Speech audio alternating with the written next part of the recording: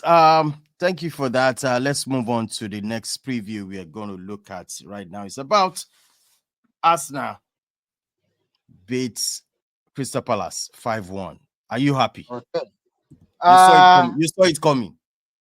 I saw it coming, but You it saw was it a coming. bittersweet memory for me It because looks like deja vu. it looks like deja vu. It's a bittersweet memory because of the fact that an outstanding performance, no doubt about. I think Jesus finally has Finally. had my prayers. He has had my prayers. I need my striker to start scoring, and I saw that starting level. I was like, okay, what is this man cooking now? You're playing Kai Havertz in midfield.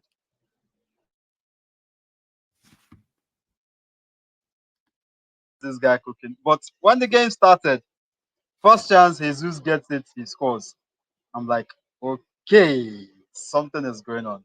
Nice one. Then, typical Arsenal, lose focus 1 minute, you let Crystal Palace get into the game, they get a goal. But one thing I loved about the game was we saw a bit of the Arsenal of last season. I think last season, a lot of us were saying one thing. It was from January to the end of the season. If you make the mistake of scoring Arsenal, you will get a reply almost immediately. And that was what Immediately. happened. The moment Palace scored, Arsenal went to the other end and they scored immediately and it was 2-1. I was like, okay, fine. 2-1 first half. Then that moment that a lot of Arsenal fans do not want to see again. Seeing Bukayo Saka go down on the field. At that In point, I fact, knew it. I'm coming. I'm going to come there about that At that point, injury I right knew now. that it's okay. Hmm. This is crisis. But what Arteta did was what actually I think he was a manager that knew that okay, he is always insisted that he's had confidence in his players to get the job done, and I think once again he was able to prove it because at that point what he just did was he brought in Trossard and he moved Martinelli from 11 to 7. He Hmm. switched him. Trossard was on the other flank, and for once I was like, okay, Martinelli, I know you've had some issues, 7. but at this point, this is where I need you to step up. Because I personally believe like his inability to take on players has actually led to more pressure being on Bukayo Saka this season, more than normal, which is why you're having 2, 3 defenders on On him. him. Uh, for me, I think the overutilization of Bukayo Saka finally we Finally. fear this might Hmm. happen and it has Hmm. happened. Hmm. I think like it's going to be a tough one. The synopsis we are getting now is going to be out for 4 to 6 weeks because it's actually a hamstring injury. It's 4 to 6 weeks, so He'll be out. he'll be out for 4 to 6 weeks. So basically, I think what is going to happen is this. I feel like at this point he's going to now re-strategize and reshuffle the squad. We have players who he might actually use to get the job done. He has actually mentioned utilizing one area in the other position, utilizing one area in the Money. other position on the flanks. Yes, because one area is Yeah. actually left-footed. The only person he could have used to substitute him immediately was Raheem Sterling, but Oh, also it happens to be that Raheem Sterling is also injured at the moment. So Irony. he's injured as He's well also too. That was why he wasn't. what the That's why hell? he wasn't on the bench on Saturday. Raheem Sterling picked up a knee injury, so he's also going to be out for about Where 2 to 4 is it on the weeks. training pitch or I, which I injury? suspect it was during training. So he's Man, also I going to don't be out believe for her. 3 to 4 weeks. Those people just want So to collect money. Anyway, now alone. What kind I of know Kukuma injury? they pay. Now I know they complain. So Jeez, man. Raheem now I know Sterling they is so complain. useless.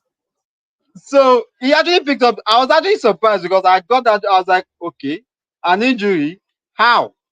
It was baffling, How? honestly. But we just found that he got an injury. Actually, he even confirmed it today in his press conference that Sterling picked up an injury, so he's also been out for a very long time. But I think in this case, it's a Hmm. case of shuffling your formation again. And I think that is what he's going to do.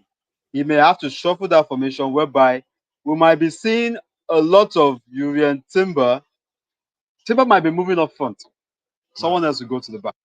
That's Right. what might happen because there's going to be a shuffling in the arrangement. But let's look at Palace. I think Palace, it's very, very rare for you to face one side twice in the space of 3 days. 2 days. And believe you me, I said Palace used basically their first team to play that game.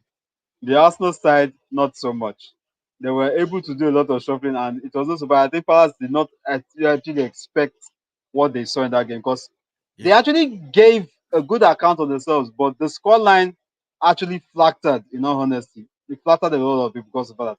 The You're right. scoreline didn't reflect the actual gameplay. But I think let's face it, Oliver Glasner will be saying that, well, it's a big side. This is a title contender. It's expected that we will actually go riot on me. But I think he's been able to give a good account of the team. I think Palace actually are proving that once again they will not get the drop. But the Yeah. concern with Palace right now is, when are they going to get to a point whereby they will actually consider themselves as not just a team that is in the Premier League to stay in the Premier League, but a team that can actually challenge to get into Europe? Because I think that's a point whereby Palace should be talking about right now, getting to Europe. Because almost everybody who has just come in Mm, has gotten to Europe and they've left you behind. mm. We had this, remember that Brighton just came into the Premier League, they've been to Europe. Aston Villa just came back to the Premier League, they've been to Europe.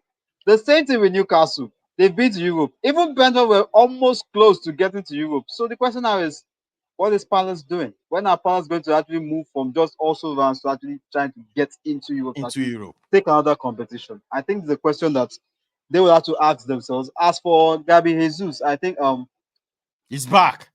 he looks like he's back. I Yeah. will not say he's back yet until I see a consistent System. run. Mm, Yes, that's mm. what I'm looking for. Because And if all I see that Arsenal consistent fans run, are now saying I might say, Jesus is back. okay, He's back. He's back. Jesus is back. Until I see that, let me see him do the same thing against this switch. Let me see him Yeah. do the same thing in the next game as well. Hmm. And I might say, okay, fine. I finally have my nine back. Because he even said, he said, football fans, Arsenal fans are crazy people. I If tell you you. score 20 goals as a striker, they will tell you, no, you should do 30. And in all honesty, you can't blame them. A forward Yeah. has only one duty. He has to put the ball in the back of the net. So definitely, what the fans want is for you to start scoring goals, and goals you Yeah. must give them. So that's Yeah. just it. So anyway, Yeah. 5 goals in 2 matches. Five I goals. believe that is just the start. I badly wanted Five him to score a goals. hat trick. In all honesty, I badly wanted him to score a hat trick on Saturday. Ah, It was come, just unfortunate that the come one on, that should tough. have been a hat trick, Havertz stole it. Yeah, and yeah, have solid. Ika. that was not part of it.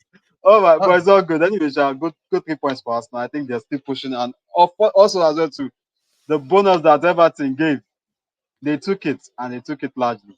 mm, mm. All right.